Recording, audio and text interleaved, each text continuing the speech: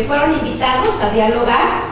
Y antes de eso, déjenme explicarles, vamos a tener la primera sesión para presentación, ¿sí? Conocernos, saber en qué proyecto y de qué institución venimos.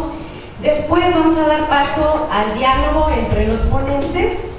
Hay unas preguntas guía, ¿sí? Siéntanse libres de seleccionar de esas preguntas guía cuáles quieren contestar. Yo iré recordándolas. Si alguno de ustedes necesita proyectar información, también podemos hacerlo, pero traen equipo para apoyarse. Y va a haber a las 12 del día un descanso de 15 minutos, ¿sí? Como ayer. Después de esos 15 minutos vamos a tratar de ser puntuales, porque estamos empezando como 15 minutos después, y regresar para cerrar la mesa con puntos de conclusión. Entonces, esperemos su participación y gracias por continuar en el encuentro. Bien, bueno, pues entonces nos acompañan hoy Gervasio Montero Gutenberg de la UNAM. Tenemos a Jututica Carrillo de la Universidad Autónoma de Nayarit. Tenemos también a Hilario Put Cajún de la Universidad Intercultural Maya de Quintana Roo. Bienvenidos. Víctor Cata, representando la lengua Tizahachá de Ipuchitán. Y Aristeo Antonio Cruz, representante de la lengua Mije. Aquí está el profesor Aristeo. Tenemos a Juan Vázquez de la Torre, representando la lengua Tzotzil de Chiapas. Y por último, a Jacinto Cruz Huerta, representando a la lengua otomí, pero no está presente, no se va a integrar a la mesa. Aún así, pienso que tenemos un nutrido e interesante grupo de participantes, ¿sí? Bueno, entonces demos la bienvenida y vamos a comenzar.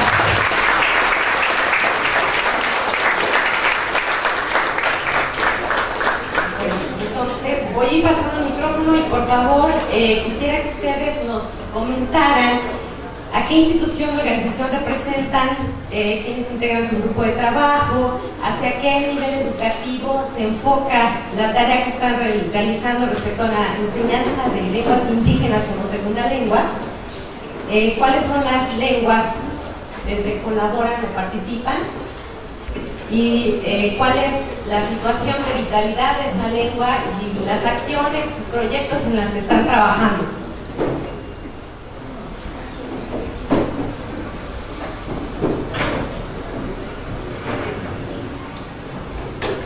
Buenos días a todos ustedes. Aunque quiero presentarlo como Juan, mi verdadero nombre es Shun, mi idioma tzotzil, Shun Becán, Becán es de mi línea. Nada más como para mencionar. Nosotros estamos participando en un proyecto que tiene la Universidad Iberoamericana, el Instituto de Investigaciones para el Desarrollo de la Educación, el INIDE, el diplomado que estamos haciendo en Chiapas, se llama Escuela y Comunidad, y se está realizando en algunas comunidades, zonas de la península de Yucatán y Guerrero, Tlahuaca precisamente. Nosotros estamos en los altos de Chiapas, trabajando directamente con maestros, niveles docentes de primaria y secundarias indígenas. Ese es nuestro enfoque, dar diplomados con ellos, asesoría, porque ya vamos a ir platicando más adelante de qué se trata. Nuestro nivel es primaria indígena, CONAFE también, y este año, llevan 3 años que se va haciendo el diplomado. Este es el último año que tenemos para empezar a sistematizar todo este proceso de proyectos que hemos trabajado con los maestros, y ahorita se integró también preescolar. Bueno, estamos trabajando, al menos en Chiapas, para particularizar, con la lengua tzeltal, tzotzil. Ahora tenemos maestros que trabajan en comunidad Topolabal y Chula.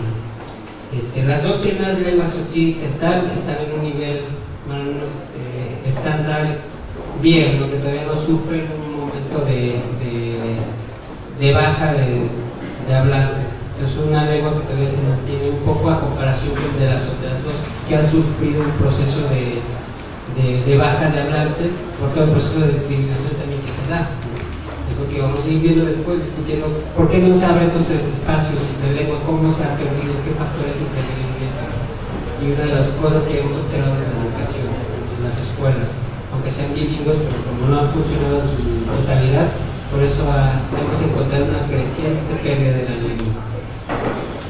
Y sí, y el diplomado se llama Escuela y Comunidad, un poco tomando lo que decía el maestro de la conferencia. Nosotros tratamos de apegarnos más como maestros, como diplomados de sesiones de cada 15 días, y a la vez hacemos acompañamiento de su proceso de trabajo. Entonces nos guiamos con ellos haciendo fichas de trabajo para ir a trabajar directamente con sus comunidades, de la situación de la comunidad, de sus alumnos, y qué es lo que le hace falta al maestro para enfrentarse a trabajar con grupos. Entonces es un poco la forma y la estructura que estamos trabajando en la escuela y comunidad, y sí, claro, obviamente con la comunidad en sí, no solo con los maestros, ni habla con los niños y la comunidad, el contexto. Tenemos un espacio que se llama Conociendo el Territorio. Es cuando salimos con los niños a hacer recorridos en el territorio, en los lugares donde ellos viven, junto con los maestros, para que ellos vayan visualizando dónde están los conocimientos, dónde está la lengua y todo eso. Entonces, en sus grandes generalidades, esa es parte de lo que se está trabajando.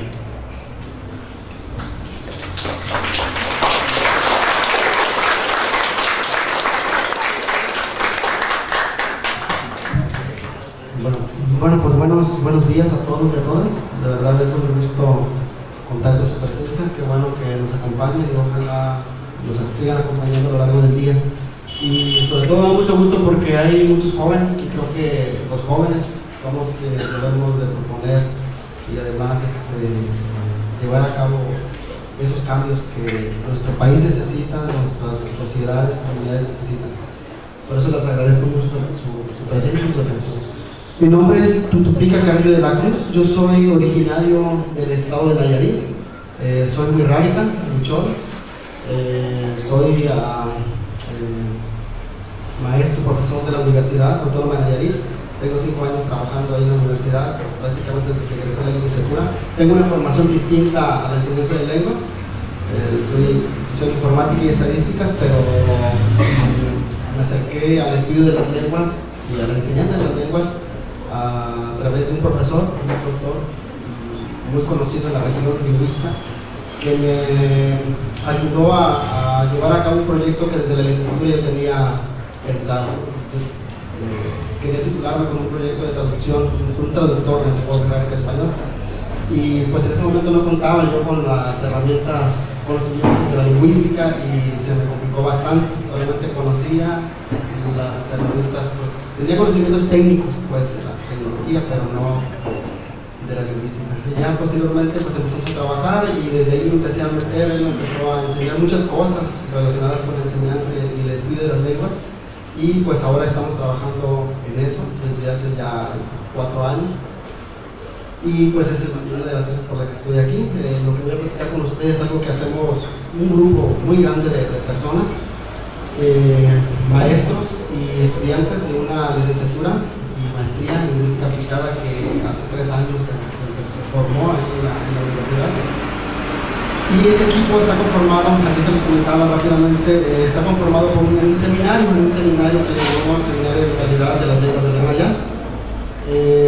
Y pues a partir de ahí hemos hecho muchas actividades. Una de ellas pues es actividades de revitalización, y pues la enseñanza como una de ellas.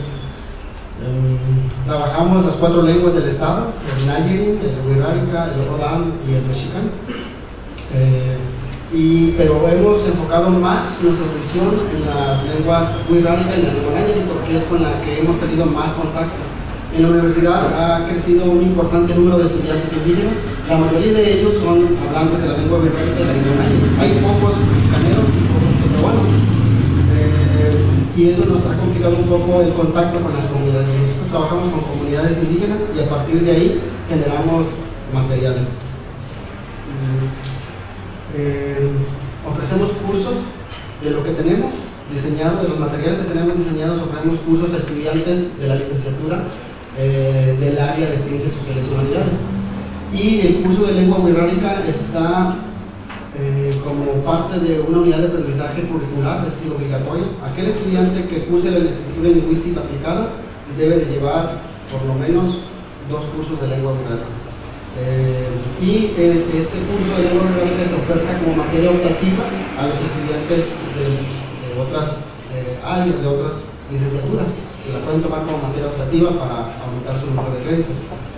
Además, en la universidad pues hay un espacio que se llama, un edificio que se llama Edificio de Lenguas Extranjeras, que coordina una dirección que se llama Coordinación de Asuntos Internacionales, y ahí se ofrecen cursos de lenguas extranjeras, francés, italiano, coreano, japonés, alemán, un montón de lenguas extranjeras.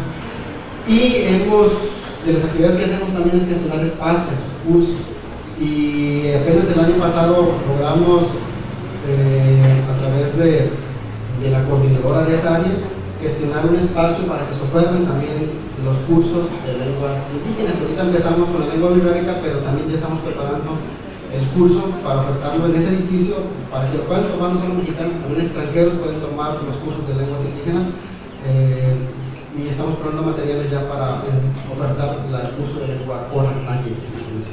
Bueno, son de las cosas que estamos haciendo, y pues por el momento dejo mis comentarios. El micrófono a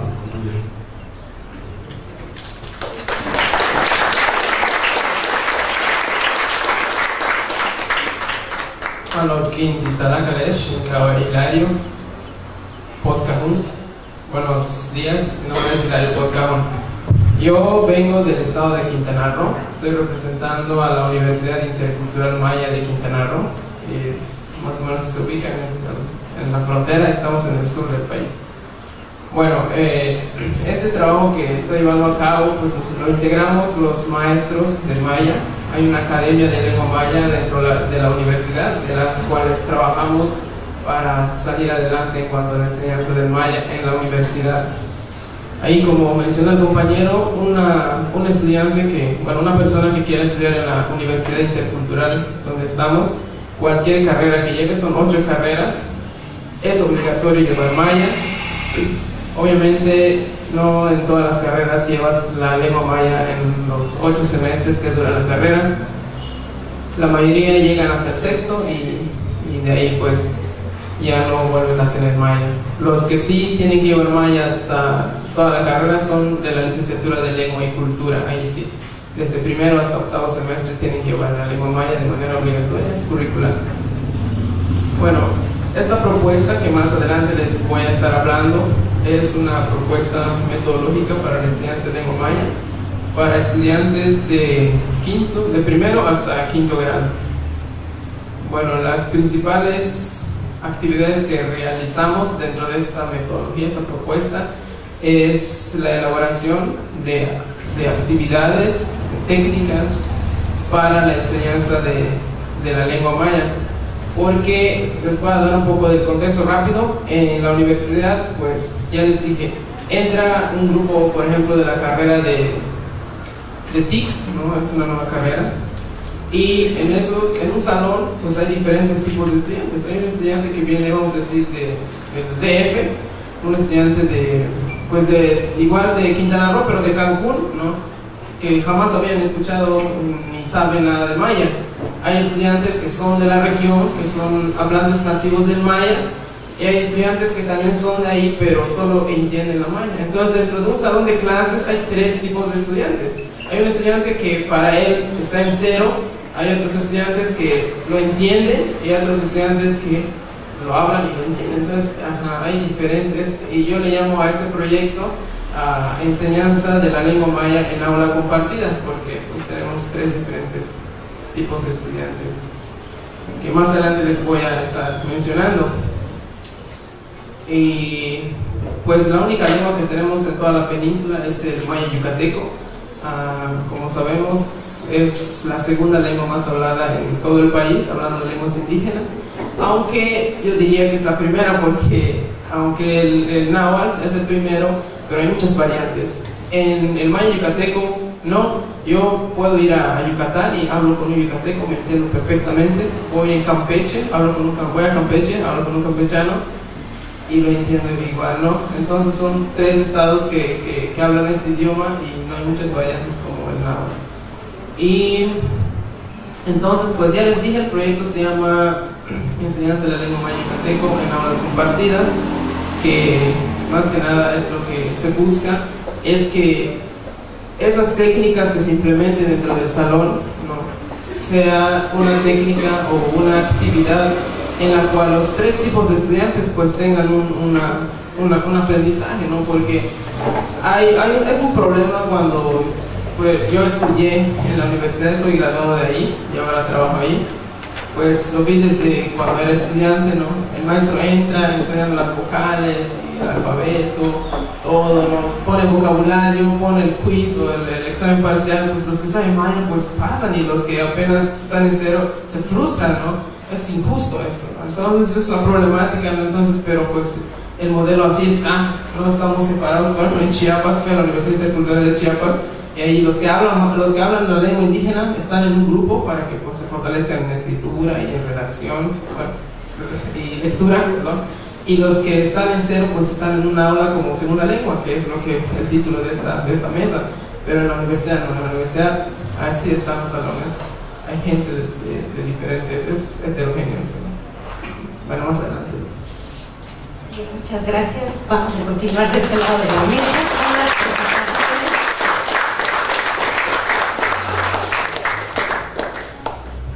Hoy buen coestimitimente ismatoban nerea tsengak shamiyak ñahmirri. Bienvenidos a este intercambio de experiencias de la enseñanza de las lenguas indígenas. Mi nombre es Aristeo Antonio Cruz, originario de quizás de un pueblo que ustedes no conozcan, llamado Río Pachiñé, San Juan Quichicoy, del estado de Oaxaca. En esta ocasión represento al Consejo de Desarrollo y la Autonomía del Pueblo Ayuk, Mije, San Juan Quichicoy. Estamos integrando un colectivo de promotores comunitarios de unas agencias municipales de ese municipio. Esta actividad está dirigida especialmente a niños, jóvenes, adultos, ancianos, autoridades locales de cada comunidad.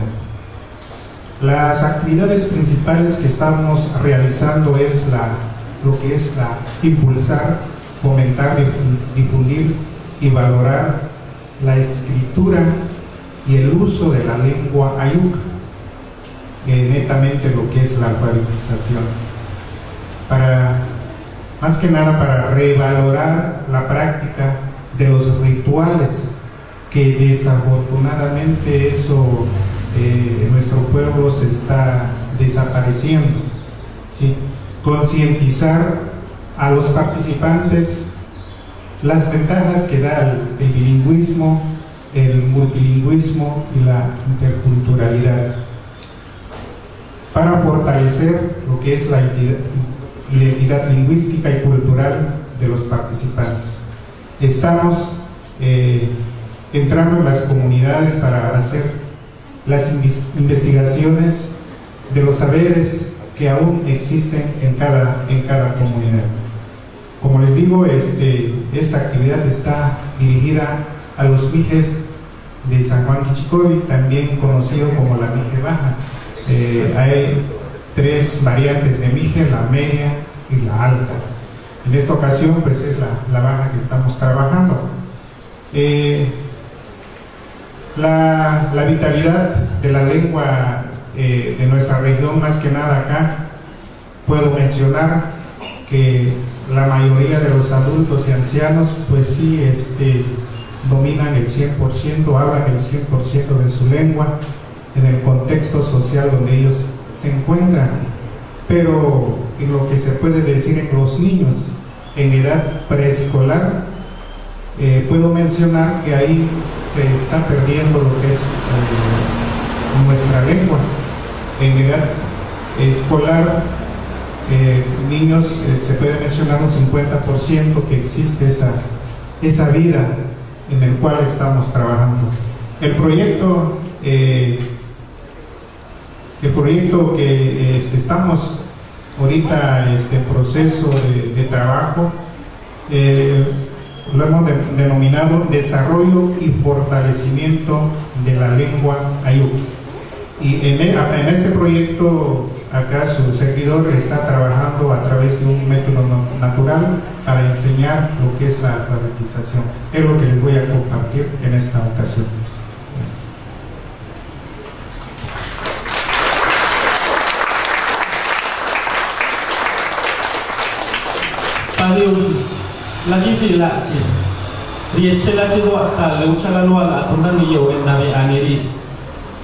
Buenos días, mi nombre es Víctor Cata.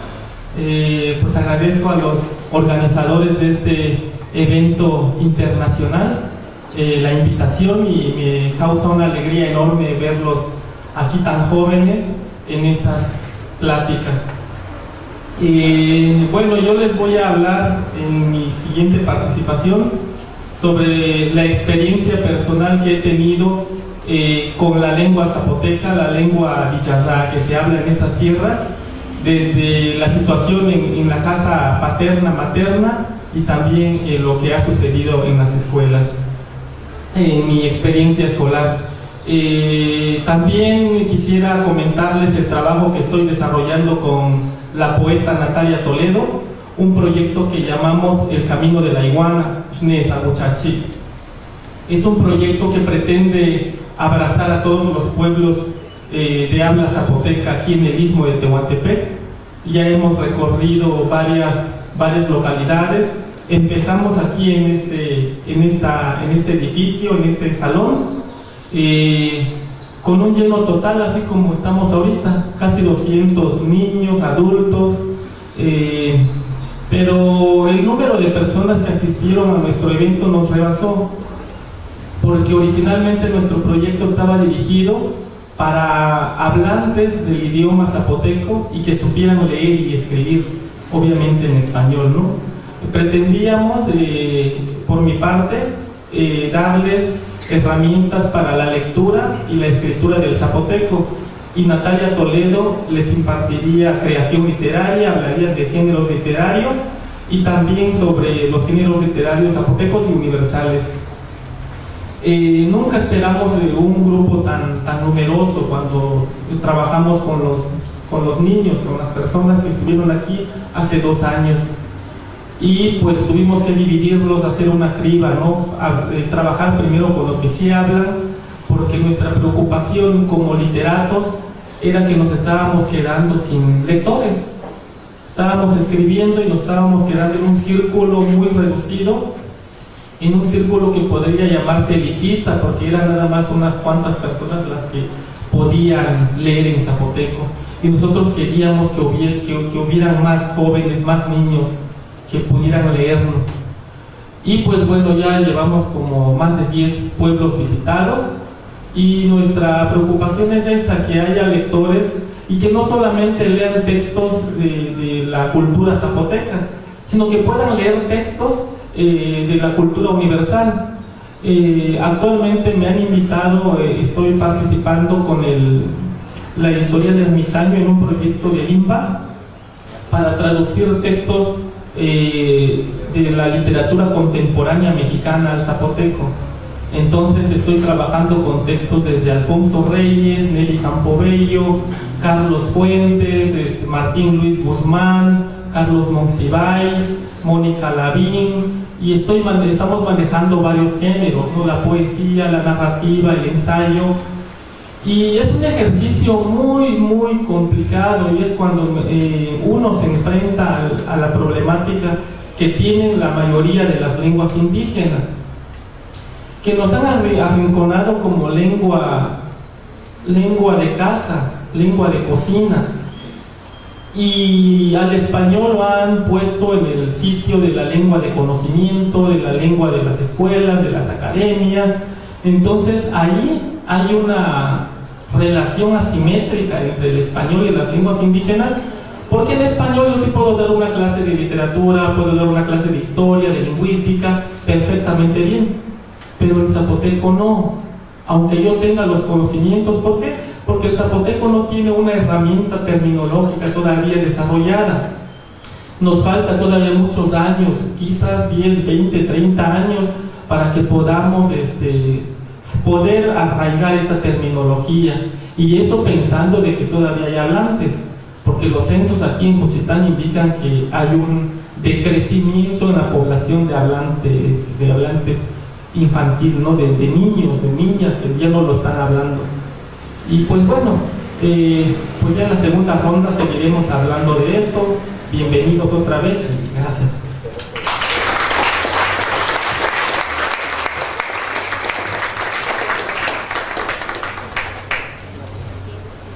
También la gente que se le trabaja Montero Gutenberg, se que no va si el Cambá San Mateo del Mar, con ella Canombas, Ganay Nanya Shina Shinadak Nakia de con Nengay Tiene Cambá San Vicente. Muy buenos días a todos, mi nombre es Gervasio Montero Gutenberg, yo soy hablante de la lengua Ombiayets de la comunidad de San Mateo del Mar, que ustedes a lo mejor conocen porque es la cercanía que está, ¿no? Estamos entre la laguna superior e inferior, toda la comunidad o el pueblo Huave. Pues en esta ocasión yo vendría a presentarles un trabajo derivado de un proyecto que estamos realizando junto con el Instituto Nacional de Lenguas Indígenas y otras universidades que están participando, ¿no? Yo soy estudiante del doctorado de la UNAM y estoy haciendo un trabajo de tesis sobre variación dialectal y enseñanza de lenguas enfocado precisamente a este ámbito como segundas lenguas, ¿no? Que a mi parecer conlleva a un estatus lingüístico el hablar de primera o segunda lengua en relación a lo que estaba comentando un poco el compañero de decir por qué considerar a las lenguas indígenas en el contexto local o regional y darle otro estatus o otro nivel a otras lenguas como las lenguas extranjeras, ¿no? Que siempre llevan el título de segundas lenguas o terceras lenguas, ¿no? Y muchas veces nuestras lenguas indígenas se quedan en ese estatus de primera lengua. Claro que eso va a depender de los contextos en donde se estén desarrollando también.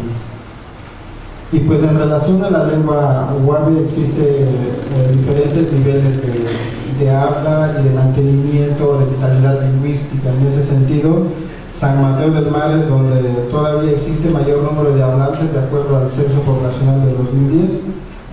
Hay 12.000 hablantes en San Mateo del Mar, muy poco en San Dionisio y muy limitado, y existe desplazamiento lingüístico en San Francisco del Mar, ¿no?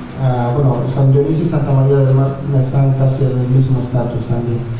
Y en ese sentido la cuestión es ir en miras hacia esa vitalización, hacia ese fortalecimiento de darle otro estatus o darle otro realce o empezar con otros enfoques distintos en la mira y en la expectativa de tratar a las lenguas indígenas, ¿no? En todos los espacios de uso.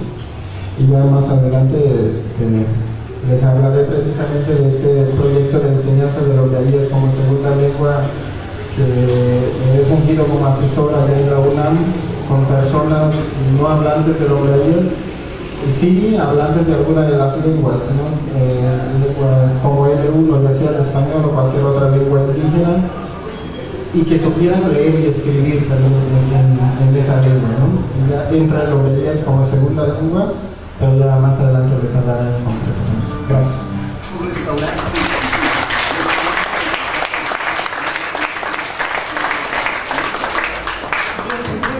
Interesante conocer los proyectos en los que están trabajando, y tenemos una muestra de diferentes lenguas, y curiosamente tenemos por aquí a los visitantes lenguas que no son de la región, y tenemos por aquí hablantes de lengua otomangue, ¿no? Zapoteco. Bueno, vamos a continuar entonces con conocer más a fondo en qué consiste estas metodologías, esas actividades técnicas de las que ya nos están avanzando los expertos en los proyectos que se están implementando a nivel nacional.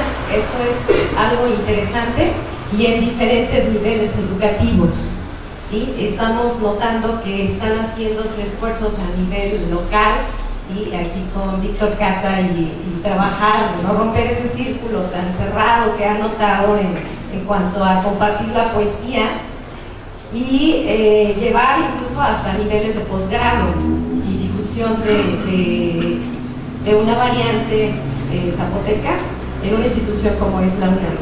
Entonces, escuchemos en más detalle entonces en qué consisten sus actividades, ¿sí? Que realizan para llevar a cabo este proceso de enseñanza-aprendizaje de las lenguas indígenas. ¿Qué sucede en las aulas? ¿Qué sucede en la comunidad?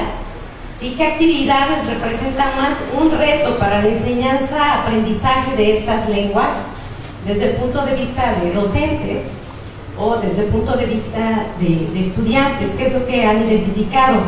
Otra pregunta que tenemos es ¿qué ideas relacionadas con la forma en que se adquiere una segunda lengua subyacen, ¿sí? O guían? Es la base, el fundamento de las actividades para estas lograr los objetivos de enseñanza-aprendizaje. Y también nos interesaría que compartieran con el público y con los otros compañeros de la mesa qué factores de contexto han identificado como importantes para que se lleven a cabo estas acciones, su trabajo, ¿sí? ¿Qué situación en el contexto, estoy pensando ahorita en apoyos, por ejemplo,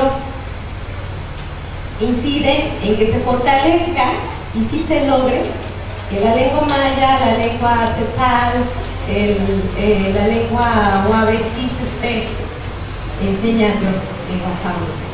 Entonces abro la mesa nuevamente para quien desee iniciar con su participación.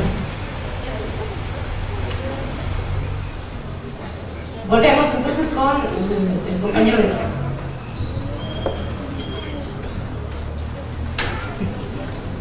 Muchas preguntas a la vez, pero a ver si... Es para escoger ¿cómo iniciar? Una de las limitantes que sí hemos encontrado para nuestro proceso de trabajo, como nosotros estamos trabajando directamente con maestros, que los maestros lleven como un proceso de concientización de la importancia de la lengua. ¿Por qué iniciamos con maestros? Quizás sea la pregunta para nosotros. Porque no existe como hay un desvínculo directamente de los maestros hacia las comunidades. Además, las políticas que se tienen en los niveles de nivel indígena, educación primaria, de las secundarias y CONAFE, muchos de los hablantes indígenas que se meten al trabajo docente no están ubicados en las lenguas que ellos les correspondería trabajar. Y además con eso a veces también hay una pérdida muy fuerte de la cultura con ellos, ¿no?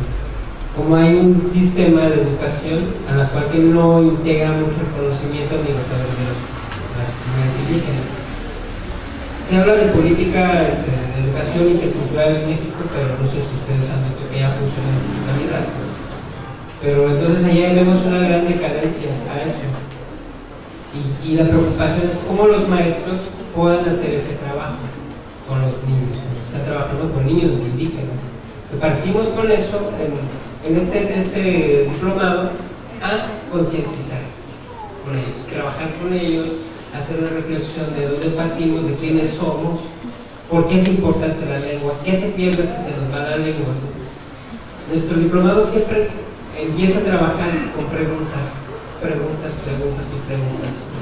¿Por qué suceden las cosas? Como un proceso de concientización. Entonces, en este ámbito nos ha funcionado bastante. Y una cosa bastante importante también en el diplomado, que no es estático, no es la misma esquema que se está utilizando por este tercer año con el primer año, sino que se va adecuando a las necesidades básicas, sociales que vemos ahí. Entonces, en este caso, lo que hemos descubierto es de que sí hay un desapego de ellos con su identidad, ¿no? Entonces, trabajar a partir del diplomado como el rescate de la lengua, demostrar la importancia de la cultura. Y ya con eso empezamos a trabajar con ellos en sesiones de cada 15 días y luego hacer un acompañamiento a las comunidades donde ellos están trabajando. cómo va el proceso de aprendizaje con los niños, pero también en los diplomados generamos técnicas de aprendizaje, hacemos juegos, canciones, materiales en las lenguas, poesía, un poco de literatura. Hemos traducido y se han creado literatura también para trabajar con esta gente. Tenemos partillas de maestros lleven a sus escuelas a los niños que hay música en su lengua y a veces se sorprenden. Nadie les ha cantado en su lengua, por ejemplo. Como ya decían, piensan que la lengua no tiene ninguna finalidad más que el habla dentro de la casa. Entonces, cuando ellos se topan con eso, que la lengua es melódica, o se puede jugar en loterías o en memorias, es bastante curioso ellos cómo empiezan a motivarse en el aprendizaje de la lengua. Pero bueno, ese es como el primer paso con los maestros. Luego, otra de los problemas que hemos enfrentado es la comunidad. Los padres de familia a veces son los que quienes se oponen a veces en este proceso. Es decir, no queremos que nuestros niños vuelvan a aprender la lengua. Nosotros los mandamos a la escuela para que los niños se formen, para que los niños tengan futuro, ¿no? Sean profesionistas, para que la gente no se quede como nosotros rezagados. Entonces, vemos también cómo la lengua es un factor hasta eso de autodiscriminación dentro de la misma cultura, dentro de las personas. Entonces, muchas de las veces nos hemos enfrentado a eso, que los padres a veces no quieren que sus hijos les sea enseñado su lengua. Pero nosotros vemos que es bastante importante en este proceso de aprendizaje. Nos estamos dando cuenta que muchos niños tienen más participación de estos 2 años de diplomado. Cuando empezamos a trabajar con ellos y motivarlos en su lengua, entonces aprenden desde su lengua y aprenden la otra segunda lengua, que es el español. Entonces van combinando este aprendizaje y estamos viendo resultados bastante positivos en la lectura, en el interés incluso de ir a la escuela, porque hasta eso a veces sufren como una negación a la escuela, decir, ya no quiero ir a la escuela, ¿no? A veces ellos mismos se sienten que no pueden, si no hablo español, ¿para qué voy a la escuela? Entonces se sienten ellos sin la posibilidad de entrar en el aula. Entonces, ahorita con este proceso que se ha trabajado con los maestros, con los niños y los padres de familia que vienen del proceso de concientización, vemos que sí se está generando un cambio bastante significativo en el que el niño se interesa. Porque ya voy a aprender a cantar, a jugar en mi idioma. Y a la vez también se está utilizando esta metodología en las lenguas, en el castellano, en este caso. Nosotros trabajamos en tal, pero damos materiales y luego las traducimos. O las cantamos tal cual en español y luego las cantamos en Tzotzil. Entonces los niños tienen este autoaprendizaje de las 2 lenguas. Y aparte jugamos con símbolos, en teatro, que es bastante divertido para ellos, cómo hacer estas herramientas para lograr este proceso, nuestro objetivo, ¿no? Que es que ellos tengan interés tanto con su lengua, tanto con la otra lengua, ¿no? Como tratar de equilibrar este proceso. Pero sí, más bien de los factores que sí no nos ha apoyado mucho es eso. Primero, a veces hace el desinterés de los propios maestros. ¿Sí? ¿Para qué? No queremos esto. Ya entrando en el proceso de concientización, queremos trabajar con las comunidades y luego ya la comunidad no quiere. Entonces son factores bastante difíciles de ir como rompiendo esto, porque luego hay elementos que también nosotros tratamos de rescatar, que esta parte es la espiritualidad, ¿no? Porque toda nuestra lengua se relaciona con eso, el conocimiento, los saberes. Entonces vemos si hay una pérdida de la lengua, a consecuencia de eso se va perdiendo toda una parte de la cultura. Entonces vemos para nosotros que es muy importante en este proceso.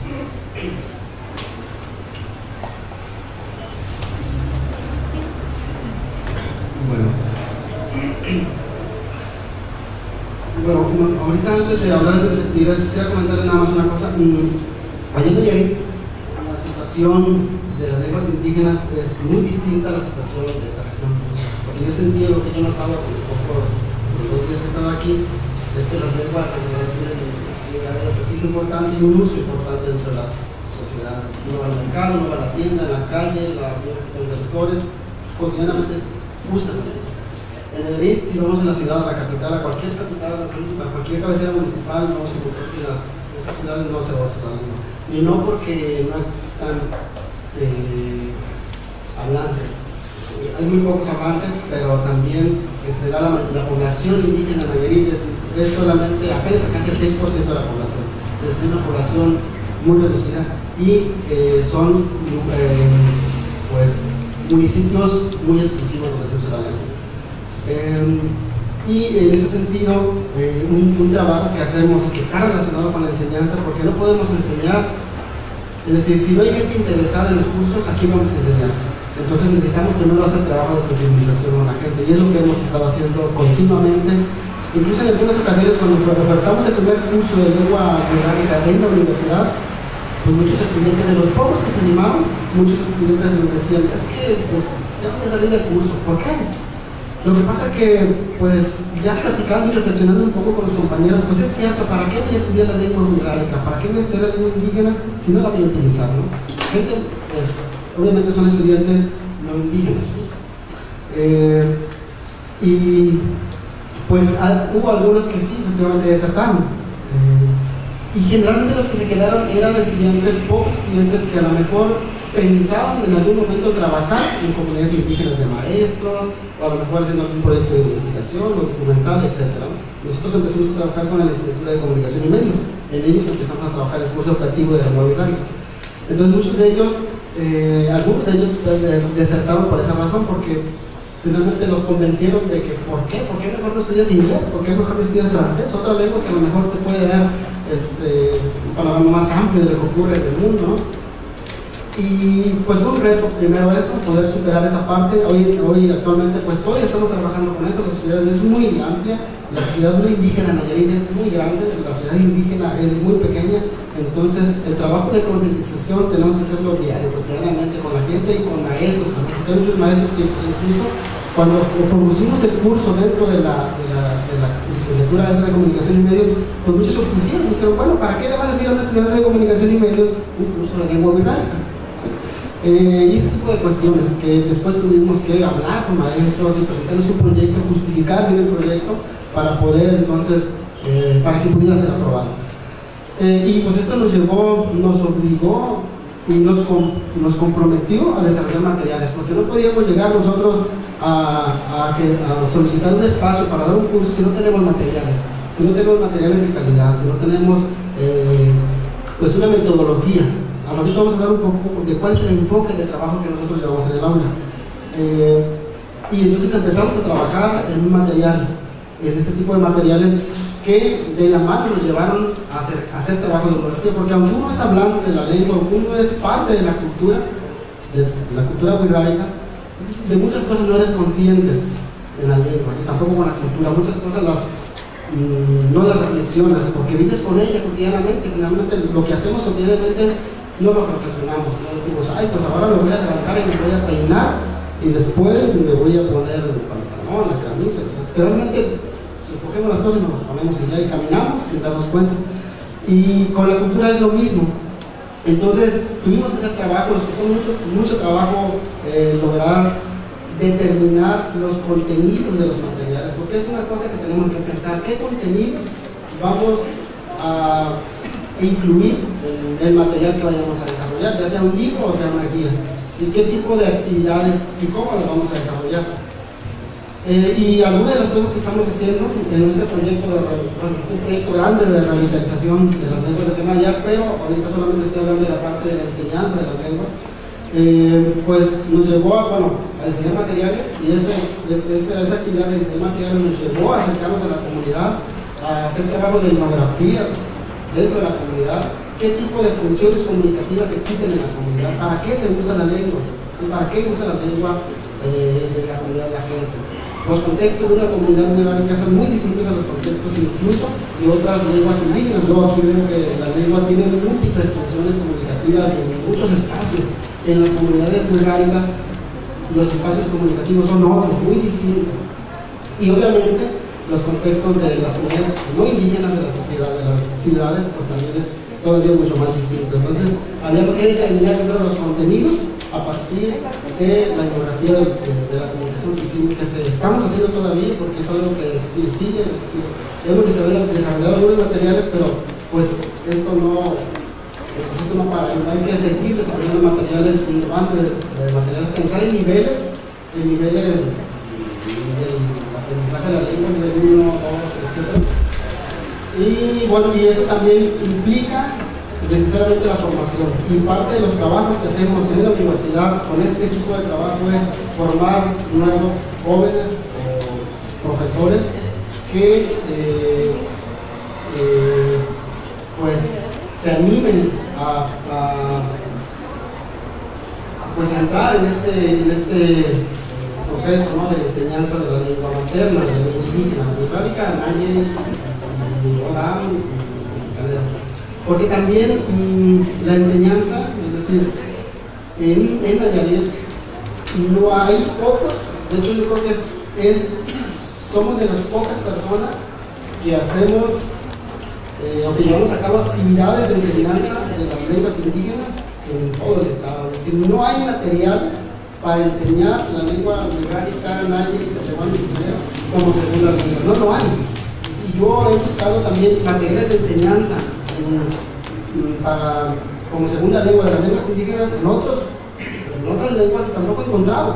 En el náhuatl, por ahí, que es una de las lenguas que más he estudiado y que más he trabajado, hay pocos materiales para enseñar la lengua náhuatl como segunda lengua, y he encontrado materiales, pero solamente bajo un enfoque gramatical, que seguramente uno abre el libro y pues les va a causar ciertos temores, ¿no? Es decir, yo no quiero aprender el presente pasado, pero sí quiero aprender a decir mi nombre, quiero aprender a comprar, quiero aprender a hablar con una persona, a escuchar un consejo, a decir un consejo con alguien, ¿no?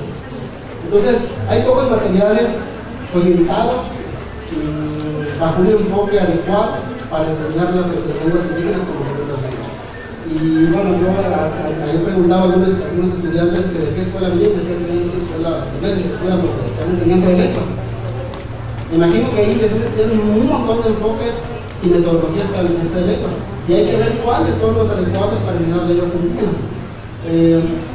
Y creo que ustedes que se están formando son los que nos van a asesorar, que nos formamos como licenciados en pedagogía de enseñanza de lenguas. Y en ese trabajo estamos también. Nosotros hemos recurrido a gente experta de otras áreas de la Universidad de Querétaro, de la misma UNAM, que nos han apoyado con cursos para que nos ayuden a formarnos y a formar a otros jóvenes que están estudiando en la universidad, para que en un futuro puedan ellos generar materiales, en un futuro ellos puedan dar los cursos, utilizar los materiales, y por qué no también hacer trabajo de etnografía que les permita entonces identificar las funciones comunicativas y para que puedan definir de mejor manera sus contenidos. Pues tienen muchas preguntas, solamente he respondido a una, pero lo voy a dejar aquí, ya el resto si les toca otra oportunidad, correspondemos a las demás para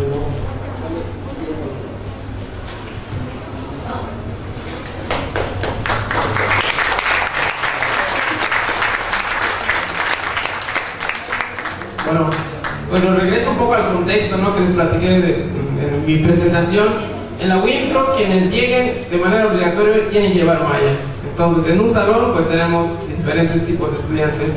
Entonces, pues la problemática la descubrí cuando era estudiante y ahora estoy buscando una solución cuando ya soy maestro. Bueno, pero ¿por qué problemática, no?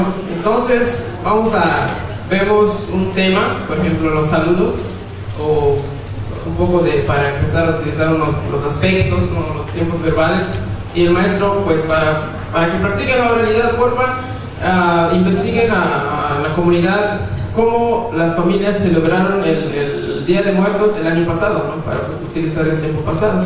Entonces, los maya hablantes, los que somos nativos, si en mi casa lo hago, ¿no?, pues mi mamá lo hace. ¿Para qué investigo? Me siento y hago mis diapositivas, ¿no?, listo. El que pues lo está aprendiendo como segunda lengua, pues su primer reto es salir a la comunidad y pues ver a quién entrevistar y llevar tal vez a un amigo que lo ayude, porque tal vez una persona a quien entrevistará no sabe español, ¿no? Entonces ese es su primer reto. Su segundo reto, ya en el salón, pase Hilario, pues yo paso mis diapositivas ahí confiesando, no hay magia, Y los que están aprendiendo ahí están como que tratando de captar lo que estoy diciendo, ¿no? Ahí está el primer problema para ellos. Después pase, por ejemplo, Edwin, ¿no? Uno que lo está aprendiendo como segunda lengua, y ahí está él como que con su acordeón un poco, leyendo un poco y tratando de pronunciar bien, y los que sabemos maya ahí bostezando y está aburrida la clase, ¿no? Y ahí está el problema entonces, ¿no? Después terminamos, Hilario, tuviste 90, Edwin, pues ponte las pilas, no trabajo más, tuviste 60. ¿No? Y ahí está, pero pues es injusto, ¿no? Esto es discriminación, y así empieza un poco esto. Y cuando les digo, ¿no? Mañana va a haber quiz de verbos. Y al día siguiente, pues, ¿por qué estudio? Si sé cómo se dice comer, bañar, dormir. Y el otro, pues que lo tiene como segunda lengua, lo está aprendiendo como segunda lengua, y lo ves con sus hojas, y a dormir, o en él, bañar, ichkil, y así aprendiendo de memoria sus verbos porque tiene quiz. Y al día siguiente, pues si leyó y pues se puso las pilas, pues vamos a tener 100 los dos, ¿no? Entonces, y entonces digo, hay que buscar, pues el modelo ya está, ¿no? Tenemos certificación de CIES en las primeras 3 carreras, y dijeron, no, pues separen a los alumnos, ¿no? Como lo hacen los de la Universidad de Cultura de Chiapas, como ya les mencioné. Pero pues no, ahí está el modelo que es el cultural, y así se quedan los salones. No vamos a separar a no hablantes a los no hablantes porque tienen sus argumentos, ¿no? El rector siempre lo menciona, tiene sus argumentos de por qué no quiere separar los grupos. Entonces el reto es para los maestros, ¿no? Entonces, ¿cómo hacer algo para pues que estos 3 tipos o 2 tipos de estudiantes pues tengan pues un aprendizaje mutuo, ¿no? Que sea igual, que no sea disparejo? Entonces, para eso este proyecto que estoy implementando, ¿no? De buscar estrategias, actividades en las cuales las 4 habilidades, ¿no? Las 4 habilidades más las subhabilidades, ¿no? Pues está en las habilidades la oralidad, escucha, redacción y lectura, y las subhabilidades como vocabulario, gramática y todo eso. Entonces esas estrategias yo estoy buscando, trabajando. De hecho ya se lo propuse a una alumna y la vamos a traer, y va a ser su tema de tesis. Y pues aquí respondiendo, son las actividades que estoy haciendo, ¿no? Diseño de técnicas, actividades dinámicas dentro del salón de clase para que los 3 tipos de estudiantes tengan un aprendizaje fructífero, y que pues no tengamos los mismos problemas como ya les mencioné. Son esas las actividades que hago. ¿En qué me sustento? Respondiendo a la pregunta, ¿no? de la moderadora, que las que subyasen, ¿no? O guían esas actividades. Me estoy guiando en un enfoque teórico de un americano, se me olvidó el nombre, que es la instrucción diferenciada, ¿no? Así se le llama. De este enfoque me estoy basando para esta elaboración de estas actividades, ¿no? Y un poco en qué nos apoyamos, ¿no? Qué factores de contexto identifican como importantes, ¿no? Para que se lleven a cabo estas actividades. Nosotros en la universidad, dentro de la misma academia, utilizamos lo que llamamos abuelos tutores. Por ejemplo, al inicio del semestre tienes que decir a cada estudiante que busque a un abuelo, que lo adopte, ¿no? En cuanto, hablando así, que lo ayude en sus tareas. Por ejemplo, vas a investigar cómo se hace el Hanalpishan, perdón, está hablando en maya, el Día de Muertos. Ellos van con su abuelo tutor.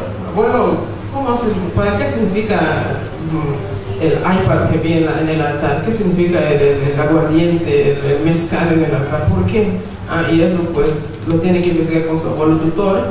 Y también hacemos nosotros dentro de la universidad eventos culturales como petición de lluvia, agradecimiento a los dioses, otros rituales que existen en maya, ¿no? Y que también estoy seguro que mis compañeros también tienen sus rituales en sus culturas, ¿no? Y en sus lenguas.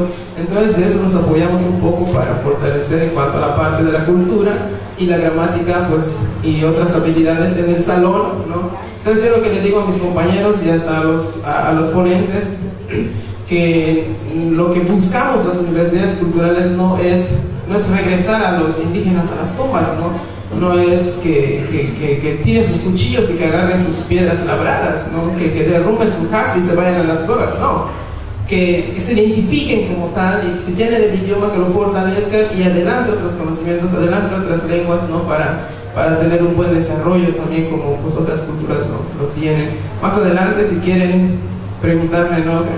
¿Y cuál es una de las técnicas que utilizas para la habilidad oral? ¿No? Pues lo pueden hacer. Ahora creo que ya respondí las preguntas.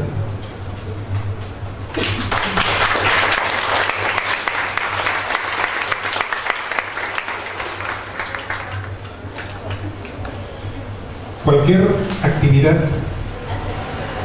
necesita voluntad para hacer las cosas, sacrificio, disponibilidad de tiempo.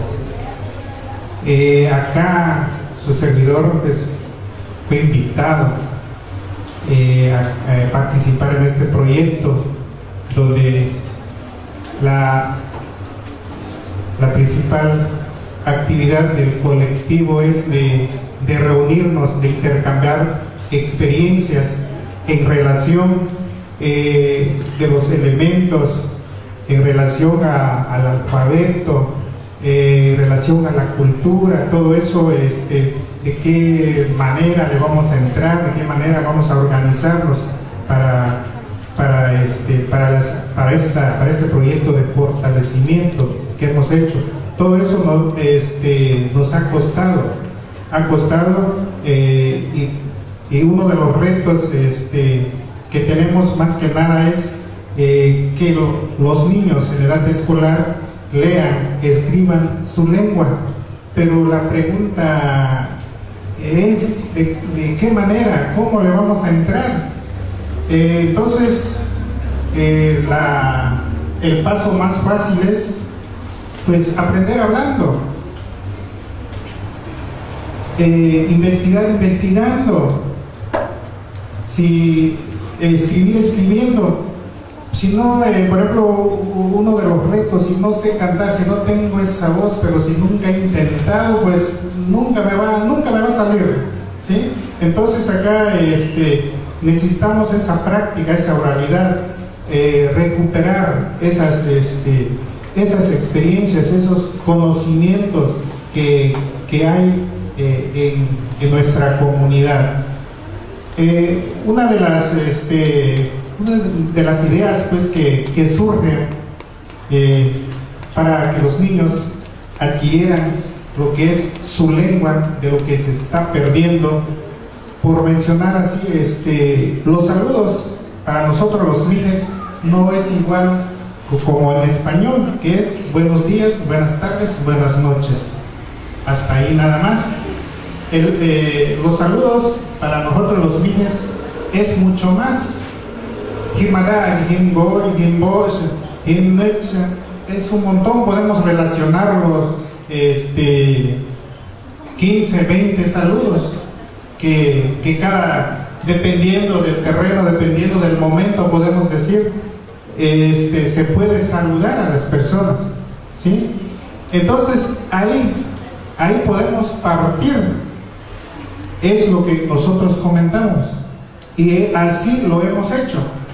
Por ejemplo, ahí está estoy mencionando, para partir uno de los elementos, para partir la enseñanza como segunda lengua, los saludos tradicionales, los lugares de trabajo, cantidad de materiales hay ahí, ¿sí? Partes del cuerpo humano,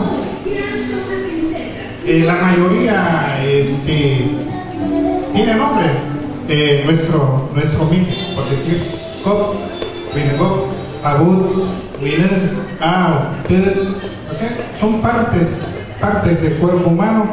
Entonces, de ahí nace una idea de qué manera podíamos abordar lo que es la enseñanza de la lengua.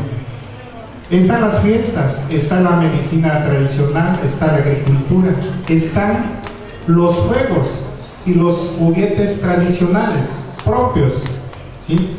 Los ritos, las formas de curar, las oraciones que se hacen a la Madre Tierra en la fiesta, en el nacimiento, en las pedidas de mano, en los arreglos de casamiento, en los fallecimientos. Son ritos específicos, son oraciones que se dan, discursos que no lo puede dar cualquier persona, sino que hay personas de edad que se dedican a eso. Entonces, la interrogante es, terminando su ciclo de vida de esa persona, ¿qué va a pasar con nosotros? ¿Quién va a hacer esas oraciones? ¿Quién las va a realizar? ¿De qué manera? Entonces son interrogantes, son preocupaciones. A ello nace este proyecto de fortalecimiento. Los trabajos del hogar, los trabajos del campo, cómo se vive las artesanías, la asamblea comunitaria, las leyendas, los cuentos, los chistes, que podríamos llamar, o nosotros llamamos como la literatura mije propio, ¿sí? La gastronomía, la construcción de las casas típicas, donde está la matemática, las figuras geométricas, todo eso. A partir, entonces, teniendo ya ese conocimiento, me nace la idea de trabajar con una metodología, ¿sí? A lo mejor varios de acá, los jóvenes, acá, compañeros, tendrán este conocimiento, ¿no? Dar esa libertad a los niños. Trabajé con los niños de primero a sexto grado, multigrado, pero no, digamos, en una institución formal, sino que comunitaria. Los que tenían esa voluntad de participar, no obligatoria, porque si obligamos, entonces ya no hay ese interés. La primera actividad de entrada es que los niños elaboraran un dibujo en forma libre. Trátese de un paisaje, de un objeto, dibujo de hogar, lo que sea. A partir de ese dibujo, que describieran ellos en forma libre la actividad que realizaron. Claro, estoy hablando había niños monolingües en español, niños bilingües. Entonces cada quien narró, explicó lo que había hecho. En tercer momento, poner el título del dibujo que hicieron, lo que ellos quisieran, ¿no? Del título, y el nombre de ellos, del autor. Este trabajo es de equipo, no es un trabajo individual, ¿sí? Nombre de ellos. Siguiente punto es, mediante decisión de ellos, analizar los dibujos realizados. En caso, si son 3, si son 4 dibujos que hicieron, seleccionar una nada más para trabajarla, seleccionar una, y a partir de esa selección del dibujo elegido, construir unas oraciones, pero oraciones que ellos mismos vayan mencionando. Si ellos lo pueden decir en español, podrían decir en mije, y yo como promotor, entonces escribía en mi lengua, ahí estaba. Siguiente punto es subrayar las palabras claves. ¿Cuáles son esas palabras claves? Los dibujos que resaltan. Si hicieron un paisaje donde hay un río, donde hay pájaros, donde hay árboles, entonces a partir de ahí empezar a captar esos conocimientos de ellos y empezar a plasmarlos en el dibujo, ¿sí? Una vez subrayado, extraer esas palabras, luego formarlos en etiquetas con los nombres de los dibujos realizados. Una vez hecho, leer las palabras con palmadas dependiendo de las sílabas que presentaba cada palabra. Leer las palabras con palmadas. La mayoría de La mayoría de las sílabas de nuestra lengua es una sola sílaba. Rara veces tienen 3 o 2 sílabas, pero ahí para dar ese ánimo de la lectura, ir leyendo, ¿sí? Con palmadas. De ahí tomar una palabra como generadora de palabras para analizarlas. Se despegan las etiquetas para que los alumnos por turno pasen a pegar las etiquetas, a ver si visualizaron, si memorizaron cuál era ese nombre de esa palabra. Claro, con ayuda de sus compañeros, ¿sí? Y así los niños van mencionando palabras que inicien con la misma sílaba para generar más palabras. Entregar tarjetas o hojas blancas para que ellos escriban palabras que van generando. Y así esta actividad pues se puede relacionar con juegos, con cantos y demás actividades. Esos es los pasos que yo he seguido para enseñar lo que es en mi lengua. Es lo que puedo compartir en este momento. Gracias.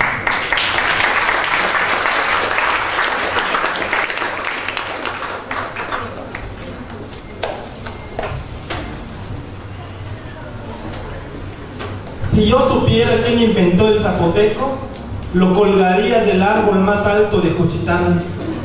Escúchenme, es la última vez que se los digo, no quiero que lo vuelvan a hablar, es un dialecto, no sirve para nada. Apréndanse el castellano y podrán caminar por el mundo sin renquear. El hermano de mi abuela paterna nos lo dijo a los niños y todos mis tíos asintieron, incluyendo a mi papá, que acababa de volver de Coatzacoalcos. El tío Andrés estuvo de visita ese año de 1983. Vino para llevarse a otro sobrino más, a Matías Romero, la ciudad ferrocarrilera, pueblo de habla castellana, que ofrecía trabajos estables en el gobierno, con sueldos fijos y constantes, ya fuera como maestro, como intendente, como oficinista. Una ciudad aventajada y floreciente, nacida de las costillas de Santa María Petapa, tierra de indios. El tío Andrés era un hombre de nervios, chistoso, usaba zapatos de charol, pantalones con valencianas y un sombrero cuyo promocional él recitaba: de Sonora a Yucatán usan sombreros Tardán. Esto sucedió cuando cursaba el 5º grado. Gracias al tío Andrés se le puso una mordaza al zapoteco en casa. Cuando no estaba papá, ni sus hermanos, ni sus tíos, lo usábamos a media voz y oíamos una estación de radio clandestina llamada XEAP, Radio Ayuntamiento Popular. Allí aprendí un diálogo, un poema canción que dice: palomita blanca para apengacheu, chica apiri inisa guillao inigueu, guna moliniu, guna batidor, pidu bichuladi gudoli pediu, gudiderastero, gudiderasia, rakene shetibeñe, bilaño mena. Palomita blanca, precisame el lugar al que vas, voy por un cántaro de agua para batirte el chocolate que beberás. ¿Y dónde está el molinillo? ¿Dónde está el batidor? Si todo el chocolate se lo ha comido Felipe Lagartijas. Atravesé un estero, atravesé su hondura, donde un lagarto estuvo a punto de comerme. El zapoteco lo usé a voz en cuello detrás de la casa y en los callejones con los vecinos. También lo usé por 2 razones. Cuando visitaba a mi abuela materna, que vivía en Chedigo, Saltillo, no hablaba español y además no tenía parientes que vivieran lejos del pueblo y que tuvieran una influencia sobre la casa de ella. Rarique inidu dichastia, guni dichaza, purtinganga gulenemu. Aquí no hablamos español, habla el zapoteco, porque esa es la lengua con la que nacimos. Cada vez que intentaba hablar el español ante ella, me llamaba yu, extranjero. Estas políticas lingüísticas confrontadas me oscilaron cual barajo entre hablar y no hablar el dichazá, el idioma de las nubes. En este suspenso me volví bilingüe y literalmente me partí en dos. Hasta la fecha, uso preferentemente el castellano para hablar con mi familia paterna y el zapoteco para la materna. Estas dos políticas son las que aún permanecen sobre la atmósfera de los pueblos originarios, con el señalamiento de que la relación asimétrica que se ha establecido entre el español como lengua dominante frente a las lenguas indígenas como lenguas disminuidas, en este caso el zapoteco, ha ocasionado un desplazamiento cada vez más vertiginoso de este último idioma. Esto es debido a una campaña gubernamental prolongada que lo ha debilitado, una campaña oficializada con el advenimiento de los Borbones al poder. Así tenemos que en 1700 se prohibió el uso de las lenguas indígenas en las colonias españolas. En una cédula real fechada el 16 de abril de 1770 se estableció que se le quita el poder y los beneficios que se desprenden de él a todos los gobernantes indígenas que hablen o que consientan que se hablen las lenguas indígenas en sus territorios. En 1789 el cardenal Lorenzana fue más contundente. Cito: de una vez se llega a conseguir que se extingan los diferentes idiomas que se usan en estos dominios y solo se hable el castellano. Con estas palabras se sepultó la política que siguió la Casa de Habsburgo en este país, la de promocionar las lenguas indígenas por cuestiones de conocimiento y reconocimiento. Se requería el aprendizaje de las nuevas lenguas. Por eso en el año de 1565 las autoridades españolas dispusieron que los curas aprendieran las lenguas de los naturales para evangelizarlos y cobrarles diezmos y tributos. El zapoteco se fortaleció en aquellos años hasta el grado de imponerse sobre las otras lenguas originarias, tales como el náhuatl, mixteco, guave, mije, chontal y zoque. En el caso del náhuatl, hay un documento que aparece en el sur de México de Miguel Covarrubias de 1553, donde don Juan Ticulteca y sus compañeros, probablemente del barrio de San Sebastián, llamado en zapoteco Vinichú, extranjeros, acusan al cacique de Tehuantepec, don Juan Cortés, de herirlos por no hablar zapoteco. La política lingüística de los Borbones rebasó la época colonial y se alojó en los cimientos de la nación mexicana. Dos autores muy importantes del siglo XIX en México y que fueron algunos de los constructores ideológicos de la nación me hacen suponer lo anterior. Me refiero a los dos Ignacios, uno Ramírez y el otro Manuel Altamirano. En estos autores se puede apreciar una visión paternalista y compasiva del mundo indígena, un mundo carente de los conceptos tan en boga de aquellos días, tales como saber, instrucción, educación, ciencia y civilización. Dichos conceptos, según estos autores, se podían encontrar en pueblos desarrollados como los europeos. Nicole Girón afirma que los programas educativos de estos dos intelectuales decimonónicos estaban orientados a españolizar a los indígenas a través de las escuelas para que se vincularan entre sí y pudieran acceder a la civilización.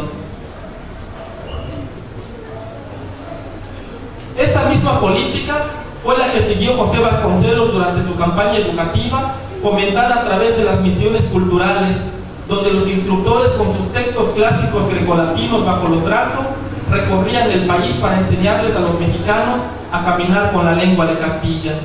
La política lingüística que han seguido las autoridades en el país han separado al español de las lenguas indígenas, donde el primero lo han afianzado en las escuelas, en los espacios institucionales y en los tribunales de justicia, mientras que a las lenguas indígenas las han marginado. Solo la cotidianidad de algunas de estas lenguas ha permitido que sobrevivan en los espacios referidos. La vinculación del español como vehículo de conocimiento institucionalizado y el uso de las lenguas indígenas en los espacios del hogar hacen que evoque el parafraseo dicho por el africano Leopold Senghor, que la razón es helénica y la emoción indígena. ¿Será esto cierto? A mi generación, que ahora ya son madres y padres de familia, les tocó transitar del monolingüismo de nuestras abuelas al bilingüismo rudimentario de nuestros padres, que salieron a trabajar como obreros y peones, no solo a Matías Romero, sino a toda la parte petrolera de las costas veracruzanas, la ciudad de Oaxaca y de México. En mi caso, y creo que en la de muchos, nos tocó vivir las dos políticas lingüísticas que he referido al principio de este texto. Una, hablar el español porque es el idioma del Estado, el que emplea el sistema educativo, el que nos garantizará una educación que nos permitirá mejorar nuestro nivel de vida. La otra, la de parapetarse detrás del idioma zapoteco para señalar nuestra identidad cochiteca. Muchas veces he oído una conversación que dice: ¿eres cochiteco? Sí. ¿Hablas zapoteco? No. Entonces no eres cochiteco. Según los datos del INEGI, en el 2010, la ciudad de Cochitán tenía 42.762 hablantes del zapoteco. Pese a estos datos confortantes, los cochitecos aún seguimos viviendo en medio de dos políticas lingüísticas. Vivimos en la paradoja entre aceptar lo que nos han enseñado, que el zapoteco es un idioma limitado geográficamente, que entorpece la educación porque enreda la lengua, como si el zapoteco tuviese una soga, cual trampa, con la que derriba las palabras castellanas de nuestras lenguas y nos hacen hablar tan chistoso. Tío, allá había un niño tamaño de mí. ¿Qué? ¿Qué dijiste? Perdón, era tamaño de yo. Aquí no hay mexican curios, sino indios torpes que no pueden hablar bien y son motivo de risa. La otra parte es la lengua como rasgo de identidad, la que se presume ante el extranjero, las que hay veces nos meten en un camino lodoso cuando nos dicen: ¿y tus sobrinos y tus hijos hablan el zapoteco? No. Y eso, bueno, ya lo aprenderán cuando crezcan. ¿Será cierto esto? ¿O es la frase que nos saca del camino lodoso? Lo que presencio ahora durante el Camino de la Iguana, durante nuestro proyecto con la poeta Natalia Toledo, es lo que les he narrado con estos textos. Y en estos momentos el zapoteco está dejando de ser una lengua materna para pasar ya no a un segundo plano, sino a formar parte de la memoria de hablantes pasivos. Mientras tanto, les parafraseo lo dicho por Yves Roquet: todo lo bilingüe que ustedes quieran, pero de lengua materna y yazá. Gracias.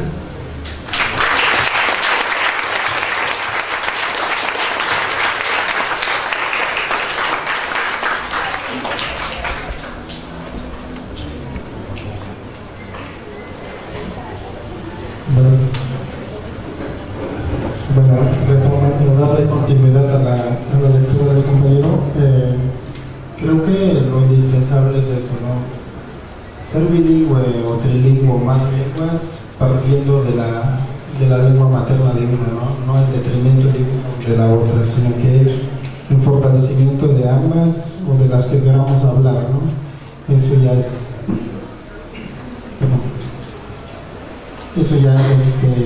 el desarrollo de cada quien, claro, siempre manteniendo esa mirada, ¿no? O esa vitalidad lingüística de las lenguas indígenas que cada uno de nosotros hablamos. Bueno, en relación a lo que yo les planteaba en el principio, el trabajo del que yo les vengo a hablar se enmarca en un proyecto que desarrolla el INARI con otras universidades denominado Fortalecimiento de Enseñanza-Aprendizaje de Lenguas Indígenas como Segundas Lenguas. Y en ese sentido, yo desarrollé el curso de la lengua Omeayes o de la lengua Huave como segunda lengua en la Facultad de Estudios Superiores Aragón de la UNAM con jóvenes estudiantes, ¿no? de maestría y de doctorado. Entonces, en ese nivel fue desarrollado este trabajo del que yo les voy a hablar. Para empezar, uno como asesor de lengua, de segunda lengua, no es lo mismo hablar una lengua que enseñarla en ese sentido. ¿Por qué? Porque lo segundo implica conocer o acercarse de manera interna, si pudiéramos entenderlo en ese sentido, a la lengua. Porque a veces en la vida cotidiana nosotros hablamos la lengua sin pensarlo, en cierto sentido, ¿no? Y sentimos que cuando al momento de enseñarla, cuando no nos entienden alguna frase que para nosotros es simple o sencilla, para la gente que lo está aprendiendo como segunda lengua no lo entiende de esa manera. ¿Por qué? porque encierra toda una concepción cosmológica, concepción lingüística, concepción semántica, etcétera, ¿no? Que ya más adelante les pondré un ejemplo del por qué estoy hablando en ese sentido. Y entonces, para el desarrollo de este curso partimos de entender como un enfoque comunicativo, enseñar la lengua hablando primeramente, y esto fue un gran reto en principio para los estudiantes, porque lo inmediato que hacían era tomar notas, ¿no? Como nos hemos acostumbrado en cualquier clase, estar tomando notas para que no se nos olvide según nosotros lo que el maestro o el asesor esté diciendo. Y entonces, pero la indicación en esto es que estemos hablando todo el tiempo en la lengua meta, en el entendido que al principio pues el maestro es el que va a estar hablando, los estudiantes entenderán mucho o poco de lo que se está diciendo, pero ese es el reto y esa es la idea o el enfoque que estamos desarrollando. Claro, esto va a ir también encaminado en cuanto a la sistematicidad o a la graduación de los contenidos. Por eso lo importante, decía, que no es lo mismo hablar que enseñar una lengua, porque enseñarlo es partir de analizar primeramente cuáles podrían ser los contenidos que pudiéramos enseñar, entendiendo que puede ser factible para que los estudiantes lo vayan asimilando, lo vayan hablando de manera, entre comillas, sencilla, ¿no?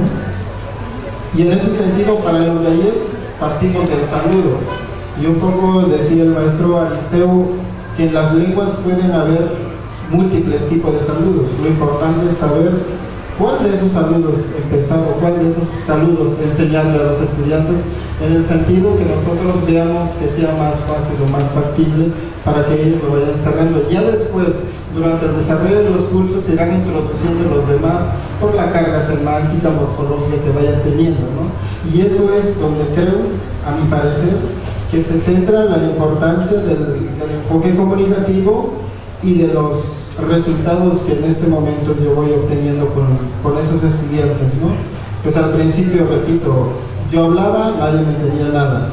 Yo ahorita, en estos momentos que ya terminamos el primer curso del primer nivel, si lo pudiéramos entender en ese sentido, ya yo hablo, les hago un chiste, les comento algo en Omeíes, ya todo el mundo se ríe, ¿no? Entonces uno se siente motivado, ¿no? El de ver que puede uno entablar en estos momentos comunicación, en cierta manera también limitada, ¿no? Por el repertorio que ellos ya tienen, pero ya se puede establecer una comunicación con ellos.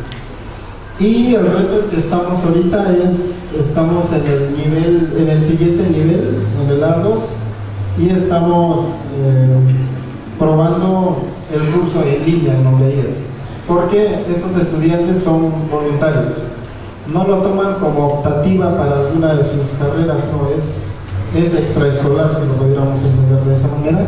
Entonces son muy voluntarios y entonces estamos dependiendo de sus tiempos, de cómo lo van desarrollando. Nada más por poner un ejemplo, ¿no? Del por qué es tan complejo ir en gradualidad de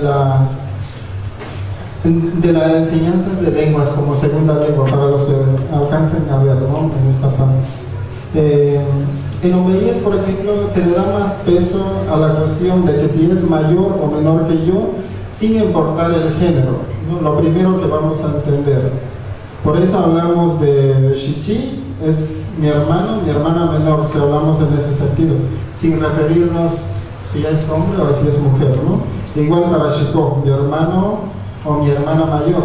Entonces, para decir lo que en español lo decimos en una sola palabra, mi hermano o mi hermanito, en el Omeíes tendría toda una composición semántica, ¿no? Shikonin, Shikonush. Pero, ¿por qué hacemos esto? Porque la pregunta que llega a veces es que ¿se puede enseñar cultura a través de la lengua? En base a eso, cada quien tendría sus propias concepciones y sus propias perspectivas también, ¿no? Pero ahorita les digo la postura de que yo tengo de que sí. igual para decir mi tío, mi tía, que en español lo decimos con dos sílabas, ¿no? Mi tío, mi tía. En español tendría que poner toda una concepción de mi chichicat, o para decir hermano menor, mi papá, ¿no? O mi chichicat para especificar si es tía. Hermana menor de mi papá, o hermano menor de mi papá o de mi mamá, ¿no? Todas esas concepciones. Pero cómo ir introduciendo estas palabras en toda la secuencia de enseñanza con los alumnos que tienen para segunda lengua. O cómo meter clasificadores que muchas de las lenguas lo tienen, ¿no? O para que los alumnos vayan diferenciando, por ejemplo. No puedo llegar el primer día de clases y decirles lo que hay estos clasificadores, lo van a estar ocupando o no en tal sentido, porque no tendría, al menos en la forma de enseñanza que estamos desarrollando, no tendría sentido hacerlo de esa manera, ¿no? Porque lo importante que nosotros estamos desarrollando es que los chicos o los estudiantes hablen la lengua, que ya en otro segundo o tercer momento desarrollará las otras funciones lingüísticas, que es el de leer, escuchar y hasta reflexionar, porque dentro del curso llegan a reflexionar cómo se usa tal o cual nombre o sustantivo, pero esto después de haber trabajado otras secuencias anteriores. O esto aún, cómo referirse al día. Por ejemplo, el círculo que está es para referirse a ciertos momentos del día, que en español lo llamamos a las 8, 9, 10 de la mañana y así, ¿no? Todas las 24 horas del día. ¿Qué nombre pueden tener esos 24 o más divisiones, subdivisiones de las horas del día? Pero esto, entonces, tiene toda una concepción cosmológica de decir, el sol se está asomando, es mediodía, o el sol se está deladiando, o el sol está entre asomándose, entre deladiándose. Pero esa concepción semántica o morfológica, ¿cómo hacerlo entender al estudiante, ¿no? Si yo llego el primer día y pongo esto, pues no tendría mucha lógica o no tendría mucha secuencia por todo lo que tienen que entender. Esto lo vimos hasta después de introducir el saludo, decir lo que estoy haciendo, lo que hago cotidianamente. En ese sentido, entonces, hablo de la importancia de darle coherencia, secuencia a la enseñanza, ¿no? Y es donde empieza la complejidad, el de hablar y enseñar una lengua, ¿no? A pesar de que seamos nativos hablantes de esa lengua.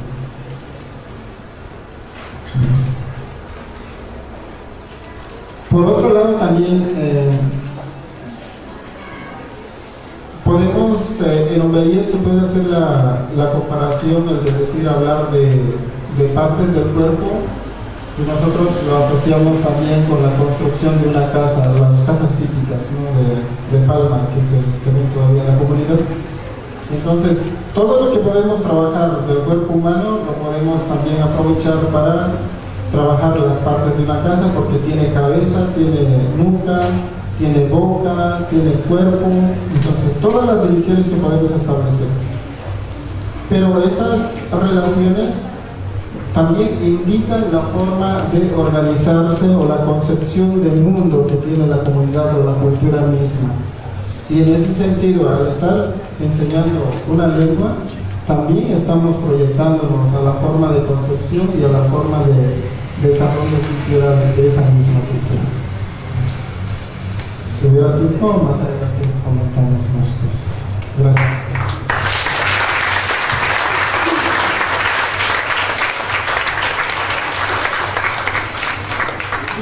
Con esta serie de respuestas a las preguntas que planteamos, antes de ir al espacio de refrigerio, por favor quisiera saber si hay alguien que tiene alguna inquietud, una pregunta, algún comentario para los compañeros. Sí, por favor, allá.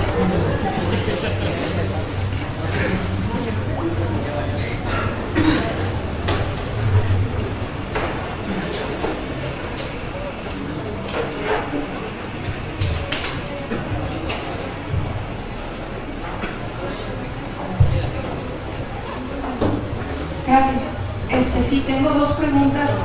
Una es para todos o para quien quiera contestarla.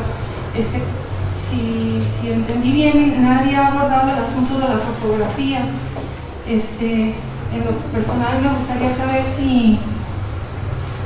cómo se trata el asunto de las variantes de la lengua, si se están basando en propuestas de ortografías hechas sea por la SEP o por el INALI, que también ha hecho algunas propuestas, aunque no para todas las lenguas, y si esto ya se da por sentado, o sea que es una propuesta aceptable para todos. Eso por una parte. Y por otra, estoy participando todavía en la enseñanza de náhuatl como segunda lengua y en una comunidad del sur de Jalisco. Y para el compañero de Chiapas, empezamos con esas mismas, con ese mismo tipo de textos que tú comentaste, y la verdad no resultó. O sea, esa es la cuestión. Tuvimos que como bajar mucho más la discusión y empezar un poco, como ha señalado el compañero Tutupica, empezar con una sistematización y con un método que fue finalmente el que escogimos, fue el enfoque comunicativo. Entonces yo no sé si a ustedes sí les está funcionando o bueno, a ver qué resultados hay. No sé si eso es parte de la segunda parte de la discusión. O sea, si es así, pues me espero a la respuesta.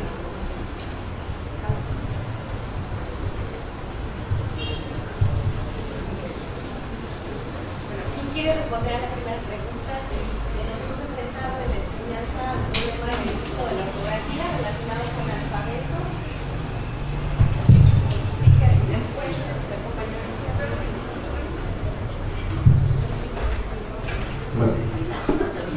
Bueno, voy a hablar en el caso del Wixárika y del Nayarit.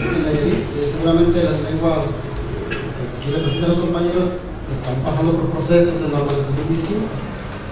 Bueno, en el caso del Wixárika, a diferencia del Nayarit, que el Nayarit está pasando por un proceso de normalización donde el INALI está llevando a cabo un proyecto junto con otras lenguas para poder crear y establecer un alfabeto más o menos estándar que responda a las distintas variantes que existen en la lengua. El Nayarit hay alrededor de 11 variantes, y algunas de ellas sí presentan una diferencia muy grande, tanto así que hay algunos lingüistas que lo catalogan como incluso tratarlo como otra lengua.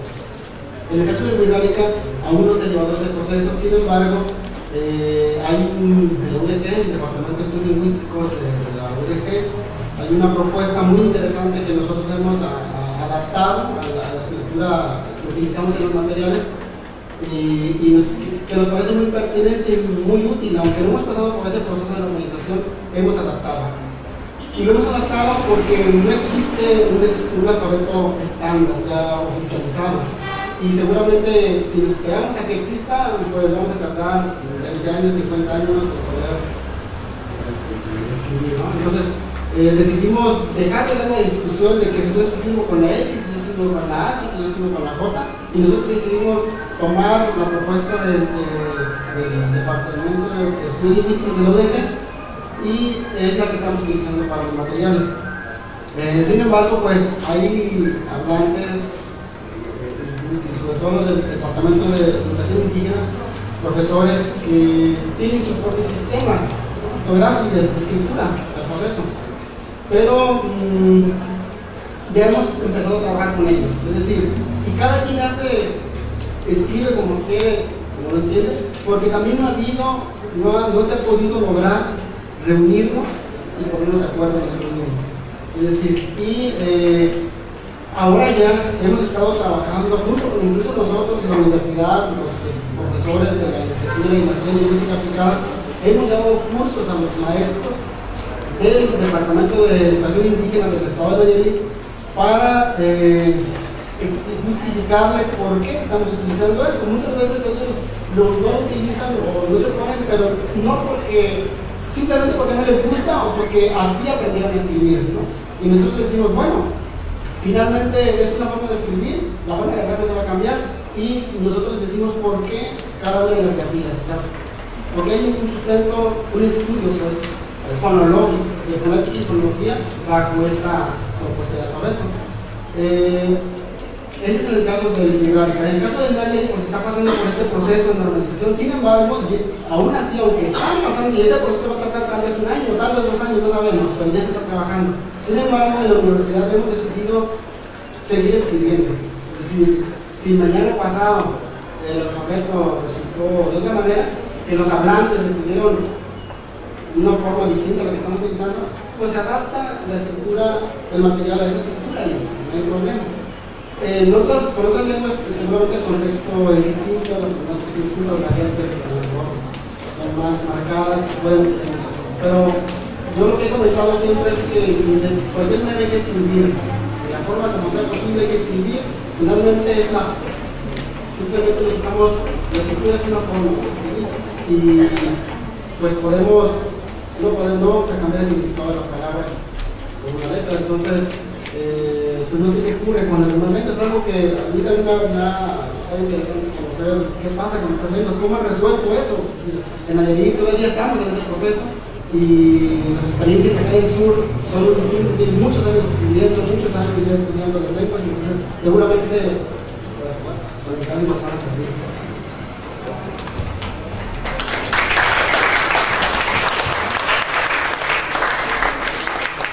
Un poco también esta situación de la escritura. Igual nosotros hemos tenido ese problema, al menos en Chiapas, y más en las lenguas más fuertes que tenemos hoy, el de Tzotzil y el Tzeltal. Incluso en las variantes muy cercanas entre Chamula y Sinacantán, las más conocidas, nunca se ha puesto de acuerdo un orden de cómo escribirla.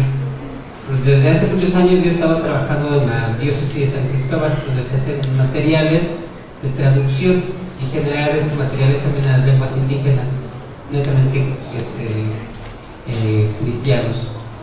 Y ahí comenzamos a generar un proceso de normalización de la escritura interna, nosotros dentro de la iglesia, y también tuvo un proceso de investigación. Nos basamos de varios documentos desde el ILB, que habían dejado varias investigaciones, y también de estar en cercanía con los datos coloniales, revisando datos, cómo se habían escrito con los frailes, por ejemplo. Ahí tenemos muchos materiales de eso.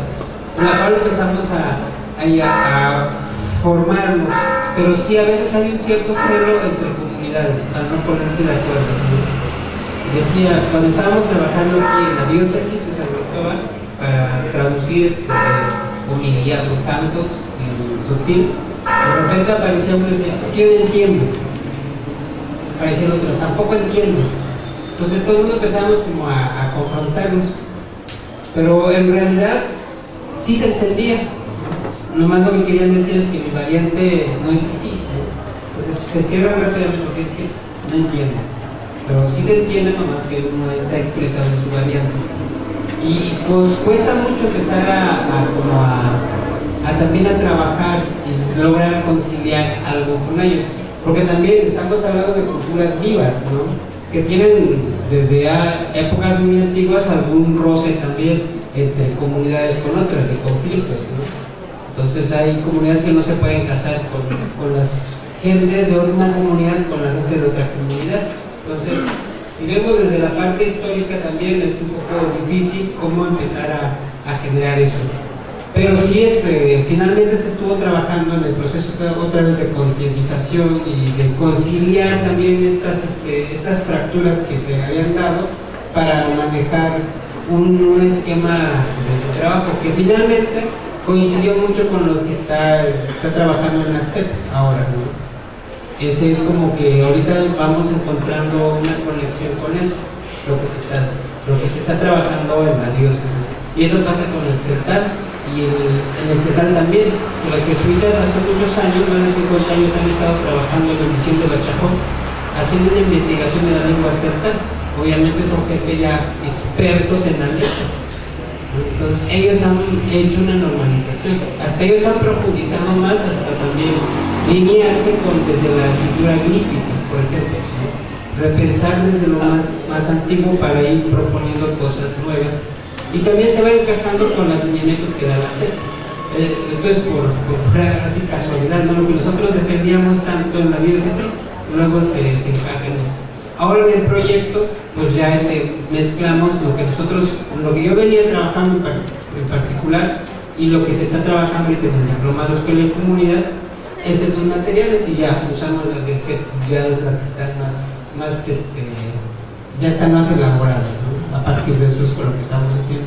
Pero también una dinámica de conciliar, porque sí es bastante difícil. O sea, estamos hablando de culturas que están ahí, ¿no? Y tienen mucha razón, porque cada uno también merece respeto de su lengua, ¿no? Que la información llegue como ellos entienden que es, ¿no? Y la otra parte, lo que hablaba del diplomado, el diplomado siempre se va acomodando dependiendo de la situación.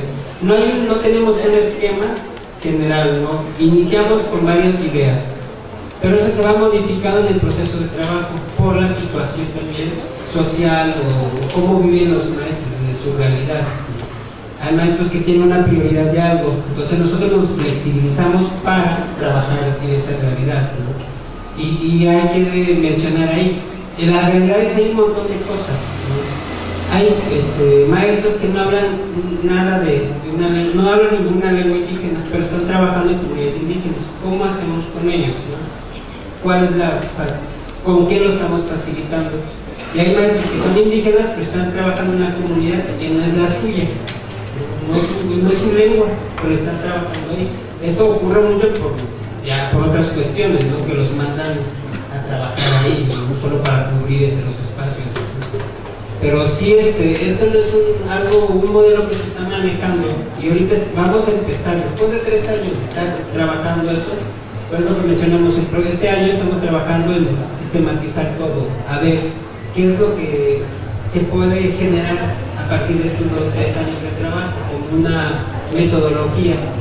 Pero cada año, como menciono, se va adecuando al proceso que requiere cada comunidad. Y bueno, y uno de los ejes que han salido en este trabajo, que es prioritario, es la lengua. A partir de todo lo que ya mencionaba, lo que estamos trabajando aquí, cómo normalizar desde la escritura, a partir de eso, qué se pretende hacer. Y acercando también a aspectos mucho de la cultura, que es el calendario como un resumen de todo lo que tiene dentro de la cultura. Y también trabajando de eso de una manera con mucha respeto también. Sabemos que estamos dentro de zonas totalmente distintas, culturalmente hablando y espiritualmente hablando, porque también nos enfrentamos con zonas de otras religiones. Quizás ahí en la Iglesia Católica ha aceptado mucho este proceso de sincretismo, pero todavía se puede llamar como sincretismo. Pero hay otras iglesias que no, las evangélicas por ejemplo, entonces no permiten mucho el reconocimiento de la lengua, no permiten, en algunos casos, no siempre, pero adentrarse al conocimiento de los saberes de los abuelos, a veces ellos como que se reservan o cierran, decir, no, eso no podemos. Pero si son un mundo de realidades, estamos trabajando con comunidades, con gente, con sociedades, ¿no? Y siempre nos encontramos cosas, pero la idea es adecuarnos también a esas necesidades.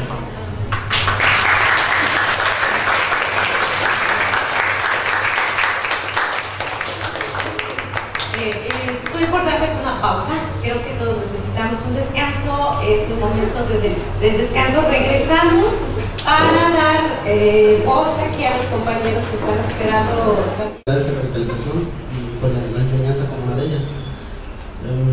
Trabajamos las 4 lenguas del estado: el Nayeri, el Wixárika, el Rodán y el Mexicano. Pero hemos enfocado más nuestra atención en las lenguas Wixárika y la lengua Nayeri, porque es con la que hemos tenido más contacto. En la universidad ha crecido un importante número de estudiantes indígenas. La mayoría de ellos son hablantes de la lengua Wixárika y la lengua Nayeri. Hay pocos mexicaneros y pocos peruanos. Y eso nos ha complicado un poco el contacto con las comunidades. Nosotros trabajamos con comunidades indígenas y a partir de ahí generamos materiales.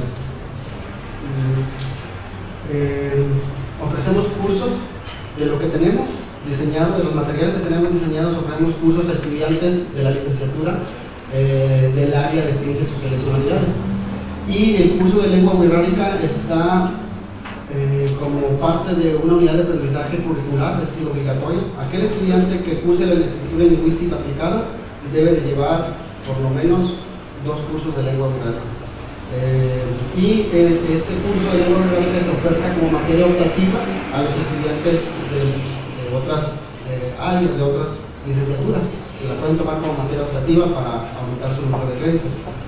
Además, en la universidad pues hay un espacio que se llama, un edificio que se llama Edificio de Lenguas Extranjeras, que coordina una dirección que se llama Coordinación de Asuntos Internacionales, y ahí se ofrecen cursos de lenguas extranjeras, francés, italiano, coreano, japonés, alemán, un montón de lenguas extranjeras. Y de las actividades que hacemos también es gestionar espacios, cursos, y apenas el año pasado logramos a través de la coordinadora de esa área gestionar un espacio para que se oferten también los cursos de lenguas indígenas. Ahorita empezamos con la lengua wixárika, pero también ya estamos preparando el curso para ofertarlo en ese edificio para que lo puedan tomar no solo mexicanos, también extranjeros pueden tomar los cursos de lenguas indígenas, y estamos probando materiales ya para ofertar el curso de lengua oral. Bueno, son de las cosas que estamos haciendo. Con la lengua tzeltal, tzotzil. Ahora tenemos maestros que trabajan en comunidad Topolabal y Chola.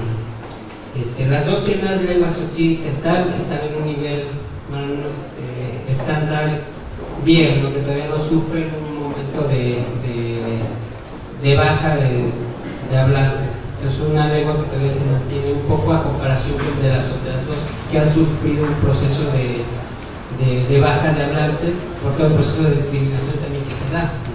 Es lo que vamos a ir viendo después, discutiendo por qué no se abren estos espacios de lengua, cómo se ha perdido, qué factores impresionan esas. Y una de las cosas que hemos observado en la educación, en las escuelas, aunque sean bilingües, pero como no han funcionado en su totalidad, por eso hemos encontrado una creciente pérdida de la lengua. Y sí, y el diplomado se llama Escuela y Comunidad, un poco tomando lo que decía el maestro de la conferencia. Nosotros tratamos de apegarnos más como maestros, como un diplomado de sesiones de cada 15 días, y a la vez hacemos acompañamiento de su proceso de trabajo. Entonces nos guiamos con ellos haciendo fichas de trabajo para ir a trabajar directamente en sus comunidades, ver la situación de la comunidad, de sus alumnos y qué es lo que le hace falta al maestro para enfrentarse a trabajar con grupos. Entonces es un poco la forma y la estructura que estamos trabajando en la escuela y comunidad, y sí, claro, obviamente con la comunidad en sí, no solo con los maestros, ni el aula con los niños y la comunidad, el contexto. Tenemos un espacio que se llama Conociendo el Territorio. Es cuando salimos con los niños a hacer recorridos en el territorio, en los lugares donde ellos viven, junto con los maestros, para que ellos vayan visualizando dónde están los conocimientos, dónde está la lengua y todo eso. Entonces, en sus grandes generalidades, esa es parte de lo que se está trabajando.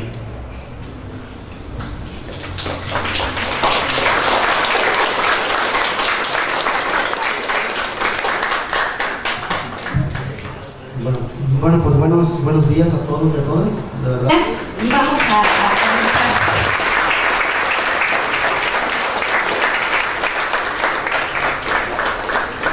Entonces, voy a ir pasando el micrófono y por favor, quisiera que ustedes nos comentaran a qué institución o organización representan, quiénes integran su grupo de trabajo, hacia qué nivel educativo se enfoca la tarea que están realizando respecto a la enseñanza de lenguas indígenas como segunda lengua, cuáles son las lenguas desde colaboran o participan, y cuál es la situación de vitalidad de esa lengua y las acciones y proyectos en las que están trabajando.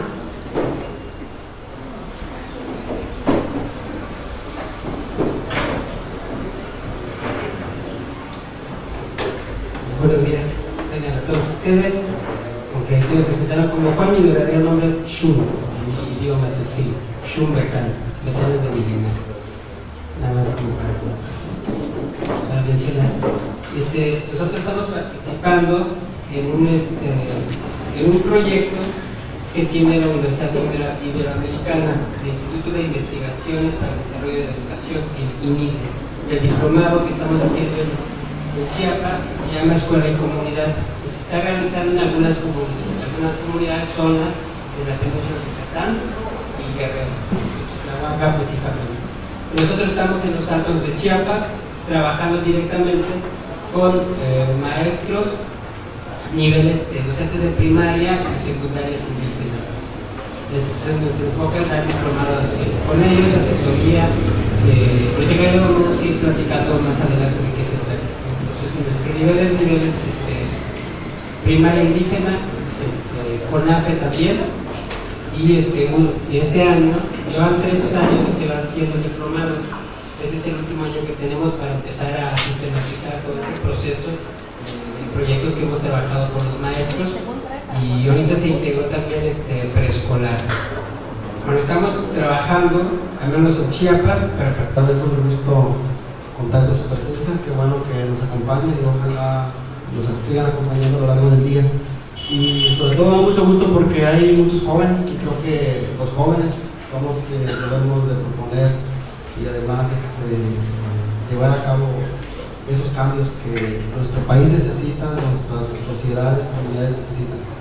Por eso les agradezco mucho su presencia y su atención. Mi nombre es Tutupica Carrillo de la Cruz, yo soy originario del estado de Nayarit, soy muy rárica, muchón, soy maestro, profesor de la Universidad Autónoma de Nayarit. Tengo 5 años trabajando ahí en la universidad, prácticamente desde que egresé la licenciatura. Tengo una formación distinta a la enseñanza de lengua, soy informática y estadísticas, pero me acerqué al estudio de las lenguas y a la enseñanza de las lenguas a través de un profesor, un doctor muy conocido en la región, lingüista, que me ayudó a llevar a cabo un proyecto que desde la licenciatura yo tenía pensado. Quería titularme con un proyecto de traducción, un traductor en lengua español, y pues en ese momento no contaba yo con las herramientas, conocimientos de la lingüística, y se me complicó bastante. Solamente conocía las herramientas, pues, tenía conocimientos técnicos pues de la tecnología, pero no de la lingüística. Y ya posteriormente pues empezamos a trabajar, y desde ahí me empecé a meter, él me empezó a enseñar muchas cosas relacionadas con la enseñanza y el estudio de las lenguas. Y pues ahora estamos trabajando en eso desde hace ya 4 años, y pues es una de las cosas por las que estoy aquí. Lo que voy a platicar con ustedes es algo que hacemos un grupo muy grande de personas, maestros y estudiantes de una licenciatura y maestría en lingüística aplicada que hace 3 años se formó aquí en la universidad. Y ese equipo está conformado, aquí se los comentaba rápidamente, está conformado por un seminario que llamamos Seminario de Calidad de las Lenguas del Maya. Y pues a partir de ahí hemos hecho muchas actividades. Una de ellas pues es actividades indígenas como segundas lenguas. Voy a presentar a los compañeros que fueron invitados a dialogar. Y antes de eso, déjenme explicarles, vamos a tener la primera sesión para presentación, ¿sí? Conocernos, saber en qué proyecto y de qué institución venimos. Después vamos a dar paso al diálogo entre los ponentes. Hay unas preguntas guía, ¿sí? Siéntanse libres de seleccionar de esas preguntas guía cuáles quieren contestar. Yo iré recordándolas. Si alguno de ustedes necesita proyectar información, también podemos hacerlo, pero trae equipo para apoyarse. Y va a haber a las 12 del día un descanso de 15 minutos, ¿sí? Como ayer. Después de esos 15 minutos vamos a tratar de ser puntuales, porque estamos empezando como 15 minutos después, y regresar para cerrar la mesa con puntos de conclusión.